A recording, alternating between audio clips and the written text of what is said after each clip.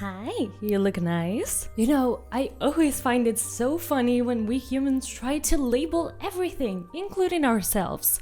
Are you the introvert in your friend group? Or maybe you've given yourself the title of king or queen of procrastination in your own head. Well, labels can often help us understand ourselves better, but they can also put us in a box and limit our possibilities. Whatever the label you've given to yourself, it's time to question if it's actually helping you or putting you back. One of the biggest dangers of labeling is that it can create self-fulfilling prophecies. You see, when we hear something over and over again, we start to believe it, and what we believe, we actually create.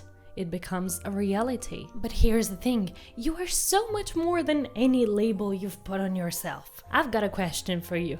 Have you ever surprised yourself by doing something you never thought you could do? It could be nailing a presentation when you thought you were going to pass out in front of your audience. It could be doing a bottle flip or maybe belting that high note while you were singing in the car. Don't try me, I know you've done it. No matter how silly or small it might be, it opens up a possibility and gives you a glimpse of what you can actually do outside of being labeled. So, how do we break up from these labels and these limiting beliefs? Well, it starts with self-awareness. Take a moment to reflect over the labels that you've placed on yourself and where they actually come from. Are you the introvert, the athlete, the artist, the shy person? Are they based on your own experience, or are they just a reflection of what someone else told you? Well then, it's time to challenge them. Ask yourself if they're serving you or are they holding you back? Are they empowering you or are they keeping you stuck in habits that don't help you?